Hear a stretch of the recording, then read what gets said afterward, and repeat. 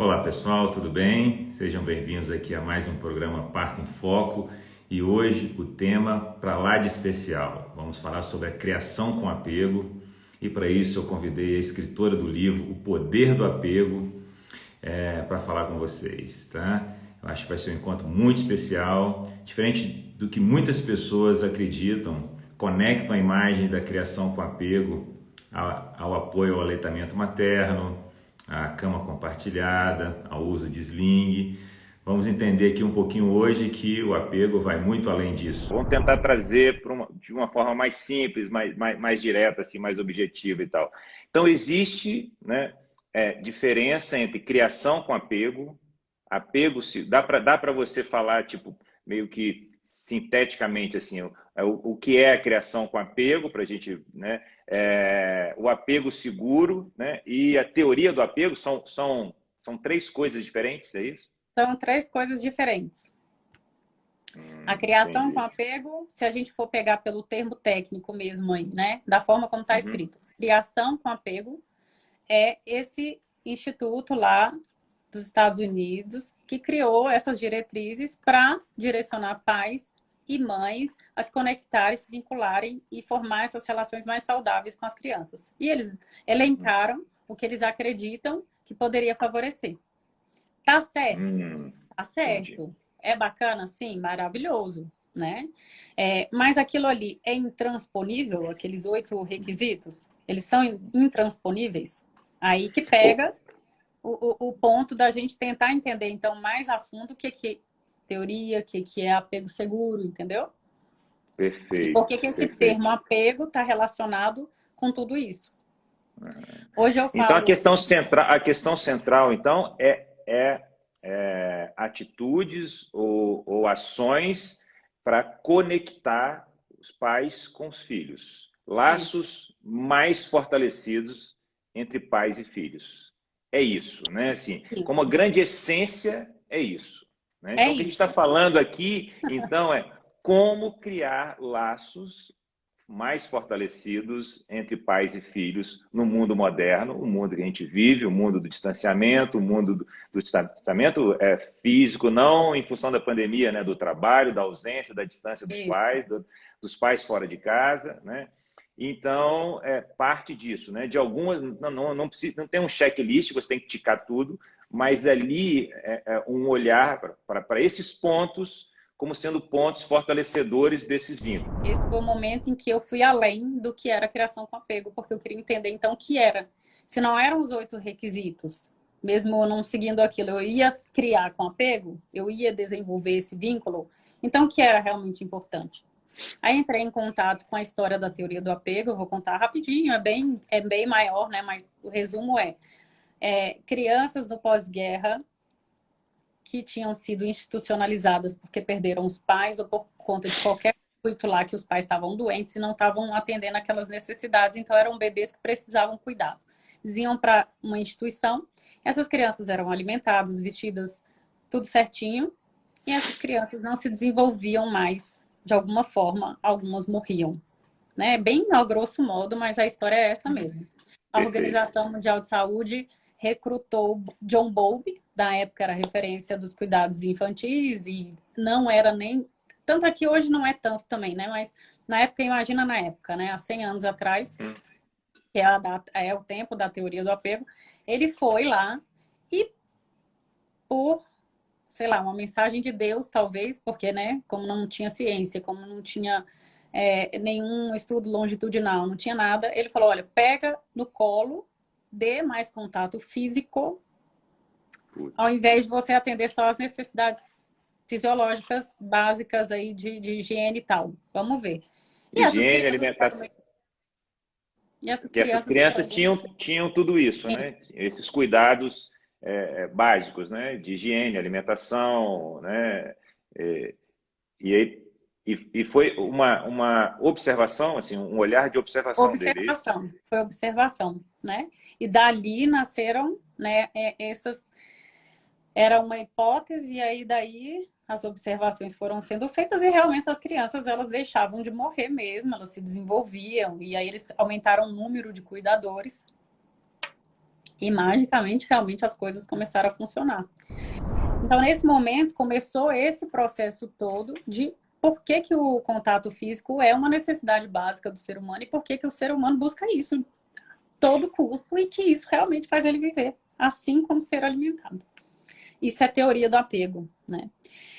Dentro dos estudos do Bowlby, eu entrei em contato com alguns outros estudos que ele fez sobre saúde mental materna. Na época era materna porque eles entendiam socialmente que cuidado era só mãe, né? E chegaram à conclusão do seguinte, mais uma conclusão. Peraí, contato físico é importante, deem colo, deem presença. As crianças tinham isso e algumas crianças que não morriam se desenvolviam muito bem, mesmo em estado de pobreza, mesmo com algumas questões ali de básicas mesmo de higiene, elas se desenvolviam mentalmente, psiquicamente, melhor do que algumas crianças que tinham os pais em casa e tinham condição boa. E aí ele começou a ver o problema de novo sobre outra perspectiva, que era já da questão de saúde mental das crianças. E nos estudos, e nas observações, e né, nessas coisas todas aí que foram feitas com essas crianças, chegou-se à conclusão sobre presença física, ou seja, contato físico é importante? Mas a presença emocional é o que fazia as crianças se desenvolverem psiquicamente em nível de inteligência emocional e não terem doenças psiquiátricas de uma forma. E isso foi, na época mesmo, comprovado por essas. Então, veio aí a preocupação dele sobre o contexto familiar, sobre a consciência de que os pais têm que ter do ciclo que eles vivem nas próprias vidas, que eles estão trazendo isso de alguma forma para aquela e causando a desconexão com essas crianças. Então, vínculo, então, já não era só você dar o contato físico, né? O vínculo aí que a gente está falando do apego, de se vincular, ele estava ligado muito mais também à questão de como você atendia as necessidades da criança. E o atendimento da necessidade, ele tinha que ser rápido, eficaz, ou seja, a pessoa que estava cuidando tinha que estar realmente conectada com as necessidades desse bebê, ou seja, as necessidades reais daquele bebê. Então, a gente vai pegando o apego aí, transformando ele não só no parto normal. Uma mãe que tem um parto normal e não está conectada, que não está consciente do que está acontecendo, então pouco importa, né? Então, aí eu vim trazendo esse estado de consciência para que a gente, então, percebesse que todos nós vamos conseguir nos conectar com nossos filhos e vamos conseguir formar esse vínculo. Mas a base disso não é um checklist, não é uma criação com apego, não é um parto normal. É você conseguir chegar num ponto nodal ali emocional, autoemocional, de percepção mesmo do que você está fazendo, por que você está fazendo, que não é porque alguém está dizendo que você tem que fazer, mas porque o seu corpo, né, o nosso corpo mulher, o nosso corpo homem, está preparado para viver essa conexão. Tá pronto. Tá pronto, né? E aí foi aí que eu comecei a desmistificar. Por exemplo, quando a criança nasce, a gente sabe muito mais que o cérebro da mãe tem algumas alterações de estrutura, tem a questão hormonal, né? Então, hoje a gente já tem estudos científicos também que conseguiram comprovar que acontece a mesma coisa nos homens, em áreas cerebrais diferentes, em químicas diferentes ali hormonais, mas que isso também acontece. Então, isso favorece a vinculação? Claro, porque se você tem a parte química e bioquímica favorecendo que você esteja com algumas áreas cerebrais mais ativadas para que você realmente seja concentrado naquilo ali que são os cuidados, então a vinculação pode acontecer de uma maneira mais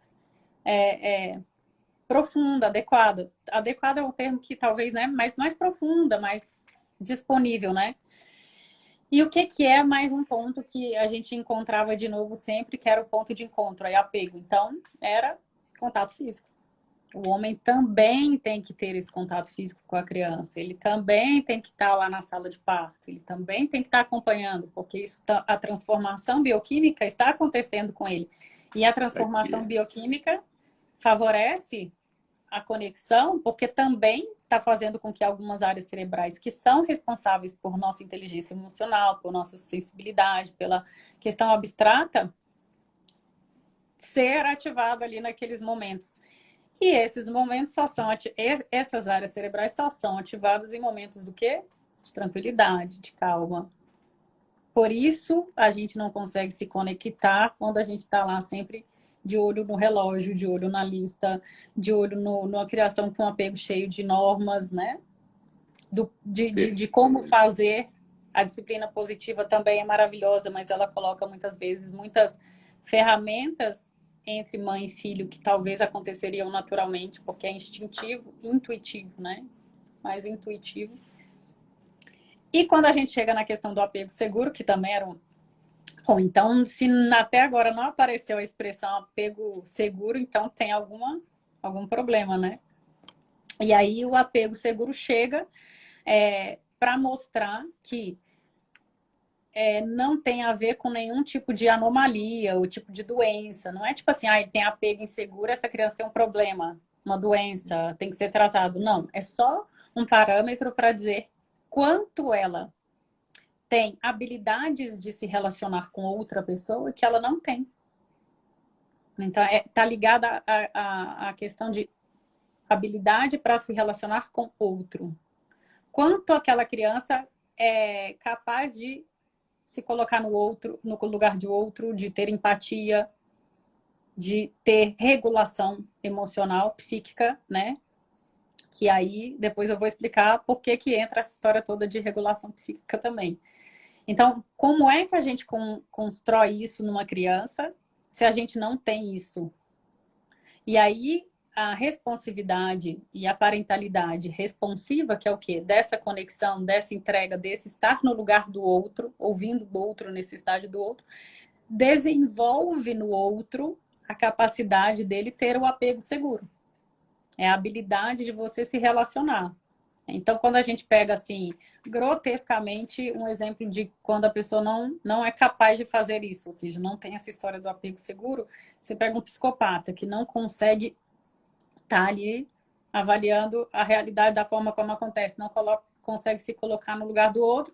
Então, é o que a gente chamaria ali de uma, né, inabilidade social, é o termo. É uma inabilidade social de ter relações.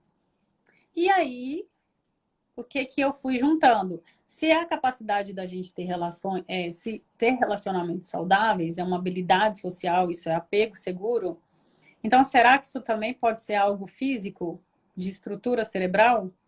Sim.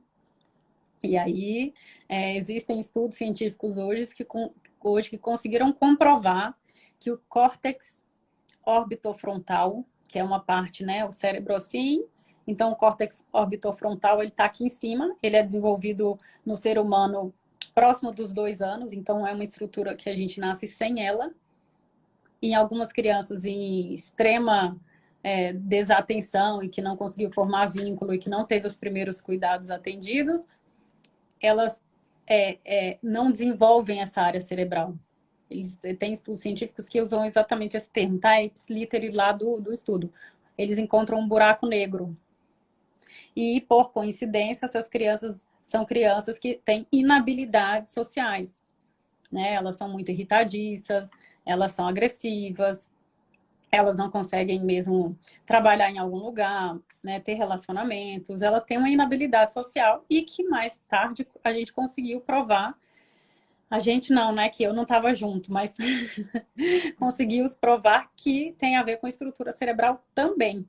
E essa estrutura cerebral é formada com incidência ou não, nos 2 primeiros anos de uma maneira mais potente, ela está diretamente relacionada com a capacidade de ter regulação emocional. Então, a criança que tem a birra, que não consegue se acalmar sozinha, que precisa o colo para se acalmar, é porque aquela área cerebral dela ainda não está totalmente desenvolvida e as sinapses de uma área cerebral para outra também não estão. E o contato físico é o que faz com que essa área cerebral se desenvolva. As brincadeiras, as interações, e aí os cientistas usam a expressão: torne a criança viciada em relacionamento interpessoal. Porque você está desenvolvendo estruturas cerebrais dela que estão relacionadas com apego, que estão relacionadas com apego seguro e com a questão toda aí que a gente começa a entender por que então tem a história da criação com apego. É tipo, Julieta, eu estou gostando muito de te ouvir, porque tem muita conexão com o que eu digo durante o pré-natal, sabe assim? Tem muita conexão com a consciência que vai se dando a uma mulher hoje, no mundo moderno, bem cuidada, no sentido de buscar caminhos mais saudáveis para viver uma gravidez, um parto e o pós-parto e a vida, né? Então, acho que é muito bacana, porque tem várias conexões, né? Eu poderia dizer aqui que todos nós merecemos uma gravidez com apego, né? Uma criação com apego e uma vida com apego, né? Essa coisa toda que a gente ouve falar também de inteligência emocional é o apego, é essa capacidade mesmo da gente se desenvolver em outros níveis. E aí é o que eu brinco, que o apego ele não é simplesmente um checklist, não é essa coisa automática, ele é o nosso favorecedor para que a gente saia ali de um cérebro primário, reptiliano, e a gente se torne realmente seres humanos superiores, né? Porque tem um monte de seres humanos, mas os seres humanos eles precisam ser superiores, né? Ter essa conexão mesmo com a inteligência emocional, esse desenvolvimento do apego, para que a gente consiga aí viver de uma maneira mais pacífica, e aí a importância da parentalidade, a significância da infância. Os pais são ferramentas essenciais. Existem coisas que são essenciais. Não? Isso é fundamental, que tenha isso, que haja dessa forma. Né? Fala um pouquinho para mim sobre Eu essas... colocaria no nossa base, aí eu colocaria a questão de saúde mental dos pais.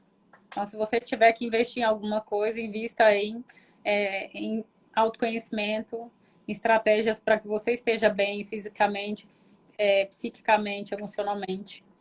Então, aprofunde as questões emocionais, que as físicas vão se resolvendo, né? E, naturalmente, aquilo que você tem de obstáculo para conseguir se conectar com a criança, com seu filho, você vai conseguir resolver, porque é um obstáculo já interno, né? Então, eu não posso focar aqui no parto normal se essa mulher está com histórico aí né, de algum problema mesmo psíquico, se ela está com a depressão. Então, se eu posso investir em alguma coisa para que o apego aconteça, se eu tivesse que colocar na base aí, eu colocaria autoconhecimento, eu colocaria saúde física e psíquica da mulher, da família, essa preparação mesmo, que é o trabalho que vocês desenvolvem, né?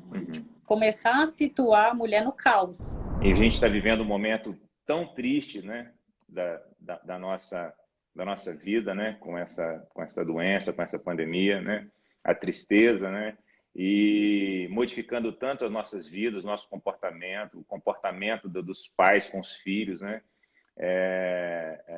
mas eu acho que eu gostaria de desejar para todas as mulheres e todas as famílias que estão passando por aqui uma gravidez com apego, um parto com apego, né? Uma primeira infância com apego, e nós estamos precisando de uma vida com mais apego. Não é isso? Então, eu acho que isso sintetiza muito do que a gente conversou. Né? Tá bom? Da gente poder estar realmente passando essa mensagem para frente, que eu acho que a gente tem que falar mais, cada vez mais, muito, por mais pessoas, e que, né, isso realmente vira um padrão ao invés de ser a exceção. Exatamente. Tanto o olhar para o parto, quanto o olhar para a primeira infância, né? Ficou muito claro como tudo que a mulher, tudo que o casal vai viver depois da chegada de um filho, transforma a vida, o cérebro, o futuro, o destino dessa criança, mas que também transforma os pais, né?